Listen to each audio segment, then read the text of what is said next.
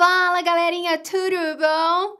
Hoje nós vamos ver o nosso 8º episódio da nossa série sobre animais. Detalhe, é o último. E eu tô nesse misto de sentimentos, porque ao mesmo tempo que eu tô feliz que nós vamos poder passar para outros assuntos que são topzera da galáxia também, bate aquela bad, né? Porque eu já tava acostumada a falar de animais, os nossos irmãozinhos que a gente ama tanto. Aposto que vocês também.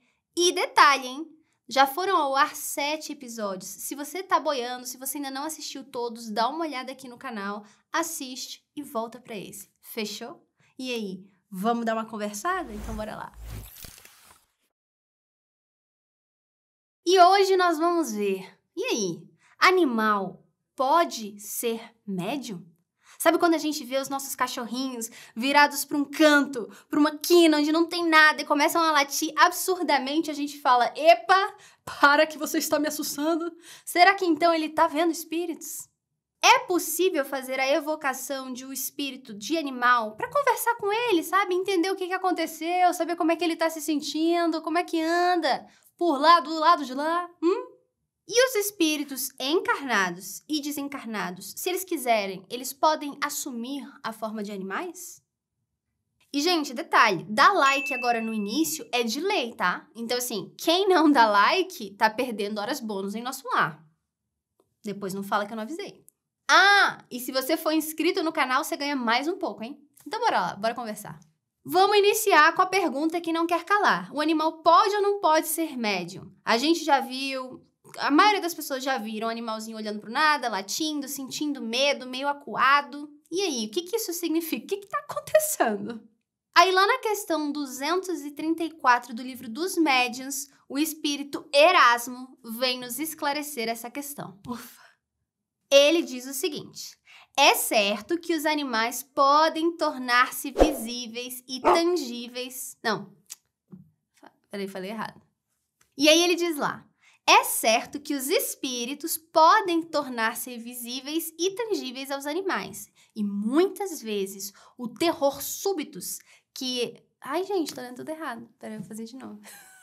Muitas vezes o terror súbito que eles denotam, sem que lhes percebais a causa, é determinado pela visão de um ou de muitos espíritos. Ou seja, eles enxergam sim. E ele fala, são espíritos mal intencionados com relação aos indivíduos presentes ou com relação aos donos dos animais. Então, nessa comparação, eles percebem. Aí ele vai dar um outro exemplo com os cavalos. É ainda com mais frequência que vedes cavalos que se negam a avançar ou a recuar, ou que empinam diante de um obstáculo imaginário. Pois bem, tende como certo que o obstáculo imaginário é quase sempre um espírito ou um grupo de espíritos que se comprazem em impedi-los de se movimentar, ou seja, eles acham engraçado fazer isso com os cavalos e fazem de propósito.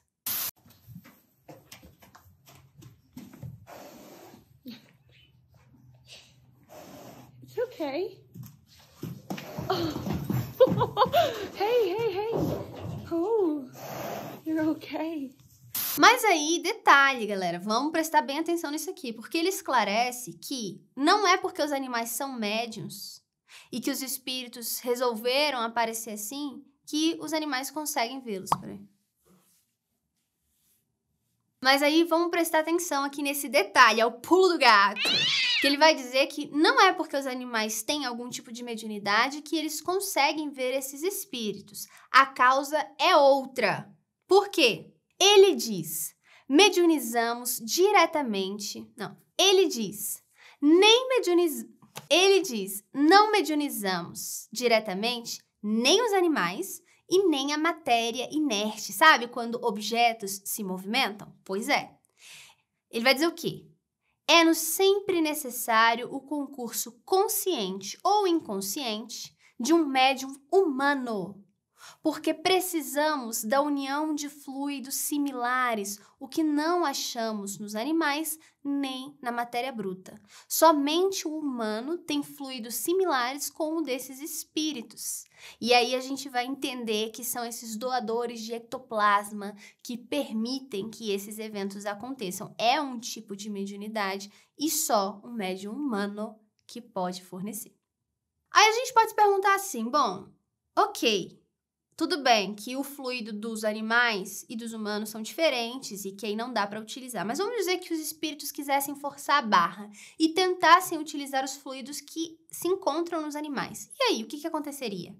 Ele fala, assim, pois, como não há assimilação possível entre o nosso perispírito e o envoltório fluídico dos animais propriamente ditos, aniquilá-los e aniquilá-los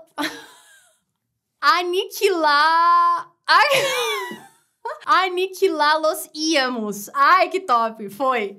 Instantaneamente se os mediunizássemos. Ou seja, eles poderiam matar os animais, né? Levar à morte deles se eles tentassem mesmo assim mediunizá-los. Vamos ficar atento, hein? Ó. Ele diz que não tem como a gente imaginar um animal sendo um instrumento de transmissão do pensamento dos espíritos. Por quê? Porque haveria uma espécie de abismo, uma diferença muito grande de naturezas. Aí o Erasmo fala assim, vamos relembrar o que é ser médium? E ele diz, é o ser, é o indivíduo que serve de traço de união aos espíritos, para que estes possam comunicar-se facilmente com os homens, espíritos encarnados.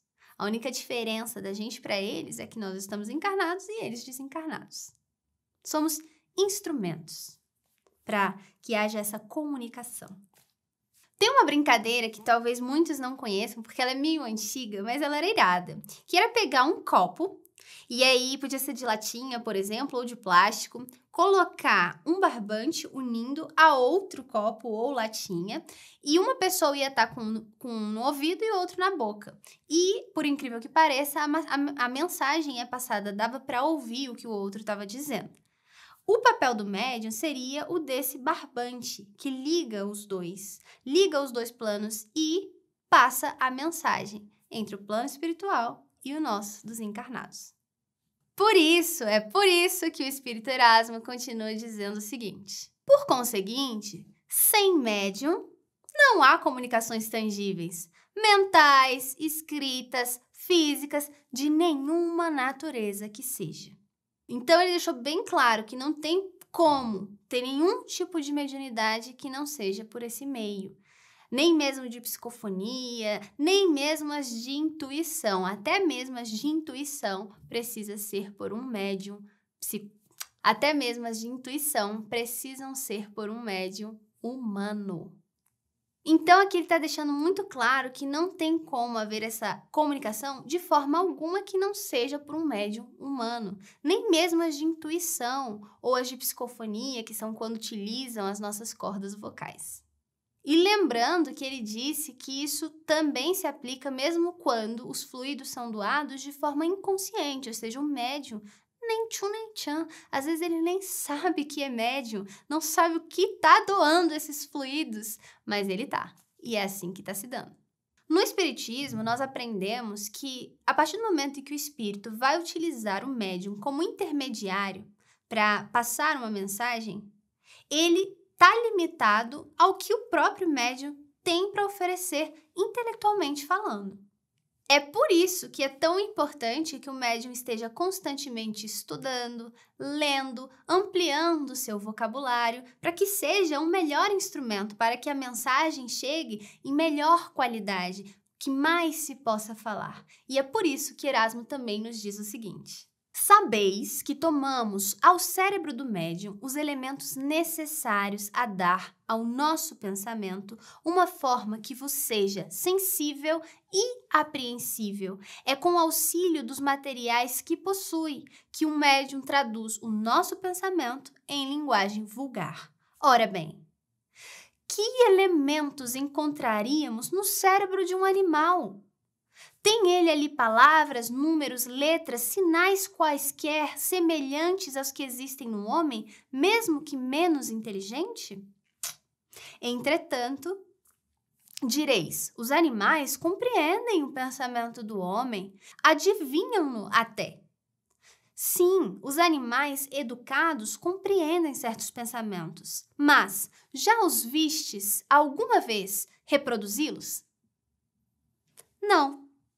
Deveis então concluir que os animais não nos podem servir de intérpretes. Então aqui ele deixou claro, por mais que a gente perceba que às vezes eles estão entendendo o que a gente está falando, eles não conseguem passar isso para frente, eles não conseguem expressar isso de alguma maneira que os outros entendam. Então não tem como os espíritos se utilizarem deles. Aí lá no item 283 do Livro dos Médiuns, perguntam, mas como assim? Porque já houve evocação de animais anteriormente. E os espíritos desses animais responderam, como é que pode? E aí eles falam, evoca um rochedo e ele te responderá. Então, evoca uma pedra, você vai ter a resposta dessa pedra. Há sempre uma multidão de espíritos prontos a tomar a palavra sobre qualquer pretexto. Ou seja, vai ter resposta? Vai. Mas será que é de quem a gente está esperando? Ou é de quem está se fazendo passar por? Aí é que está a questão. E aí Kardec traz o seguinte caso para exemplificar. Um senhor tinha em seu jardim um ninho de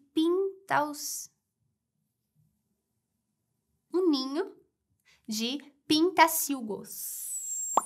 Olha o ninho aqui. Pelos quais se interessava muito. Ele gostava muito dessas avezinhas. Certo dia, desapareceu o ninho. Tendo-se certificado, ele foi atrás, foi ter certeza de que ninguém na casa era o culpado do delito. Será que alguém mexeu no meu ninho? Como se fosse ele médium, teve a ideia de evocar a mãe das avezinhas para entender o que aconteceu. Já que não foi ninguém por aqui, eu preciso saber. E a mãe da vizinha, que já tinha morrido, ele falou, vou perguntar para ela que ela com certeza cuida do seu ninho e dos seus filhinhos. Ela veio e lhe disse, em muito bom francês, falando francês, hein, que ela era chique, a ninguém acuses e tranquiliza-te quanto à sorte dos meus filhinhos. Foi o gato que, saltando, derribou o ninho. Encontrá-los-á debaixo dos arbustos, assim como os passarinhos que não foram comidos. E aí esse senhor foi lá, foi ver se era isso mesmo. E não é que era. E aí, então ele pode concluir que foi a mãe que trouxe essa mensagem? E Kardec diz que certamente que não. Mas era apenas um espírito que conhecia a história, que viu o que aconteceu. Isso prova quanto se deve desconfiar das aparências e quanto é preciosa a resposta acima.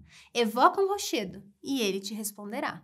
Então, gente, vamos sempre desconfiar, olhos bem abertos, porque tentam nos enganar a todo tempo. Esses espíritozinhos estão de brincadeira, né?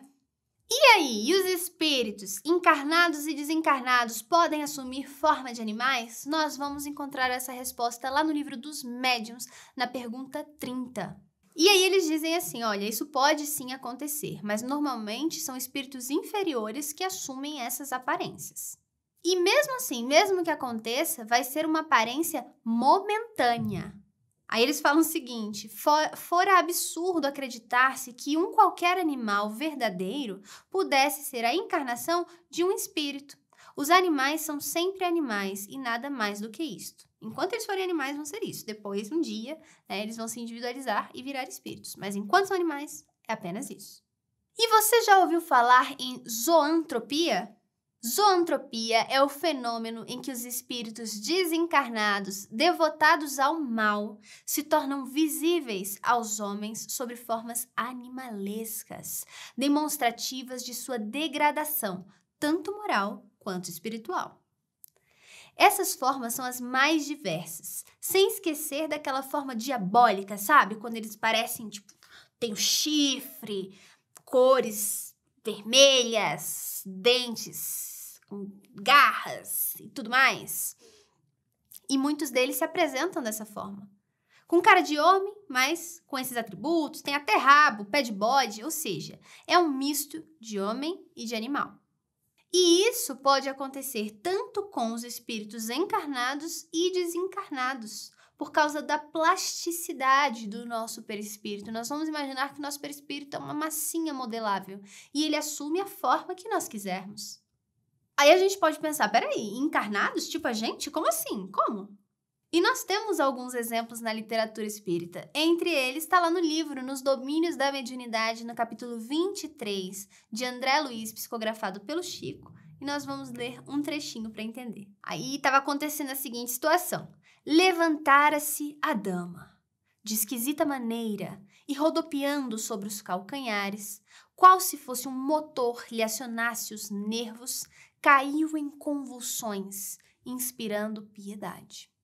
Jazia sobre o império de impassíveis entidades da sombra, sofrendo, contudo, mais fortemente a atuação de uma delas, que, ao enlaçá-la, parecia interessada em aniquilar-lhe a existência. A infortunada senhora, quase que uivando, au! À semelhança de uma loba ferida, gritava a debater-se no piso da sala, sobre o olhar consternado de Raul, que exorava a bondade divina em silêncio. Coleando pelo chão, adquiria animalesco aspecto, não obstante a guarda generosa de sentimentos da casa. Aulus e o irmão Clementino, usando avançados recursos magnéticos, interferiram no deplorável duelo, constrangendo o obsessor a desvencilhar-se, de certo modo, da enferma, que continuou, ainda assim, dominada por ele a estreita distância. O instrutor explica o fenômeno. É um problema complexo de fascinação. Nossa irmã permanece controlada por um terrível hipnotizador desencarnado, assistido por vários companheiros que se deixaram vencer pelas teias da vingança. No ímpeto de ódio com que se lança sobre a infeliz, propõe-lhe humilhá-la utilizando-se da sugestão. Você é uma loba, você é uma loba. Não fosse o concurso fraternal que veio recolher neste santuário de prece, em transes como este seria vítima integral da licantropia deformante. Então ela começaria a assumir essas formas de lobo de forma integral, a todo tempo. Muitos espíritos pervertidos no crime abusam dos poderes da inteligência, fazendo pesar tigrina crueldade sobre quantos ainda sintonizam com eles pelos débitos do passado.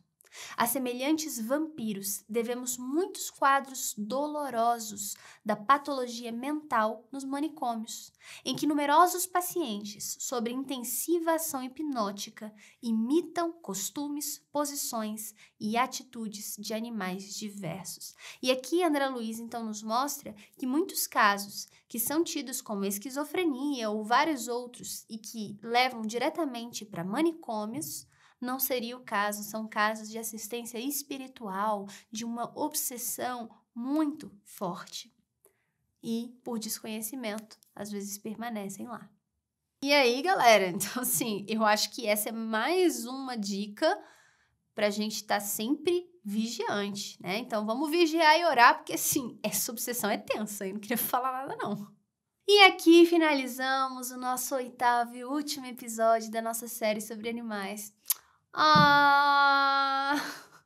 E aí, o que você achou? Deixa aqui nos comentários. Te surpreendeu alguma informação? Tem mais alguma dúvida relacionada a esse universo que você não viu respondida aqui em nenhum dos episódios e gostaria de saber? Deixa aqui pra gente. E detalhe, nós vamos ter em breve um episódio falando sobre alimentação animal segundo o espiritismo. E aí, será que todo mundo tem que ser vegano, vegetariano ou tá tranquilo se alimentar de carne animal? Vamos falar sobre isso lá na frente. E, gente, deixou seu like lá no início? Não deixou? Então deixa agora e a gente se encontra na segunda-feira que vem. Até lá!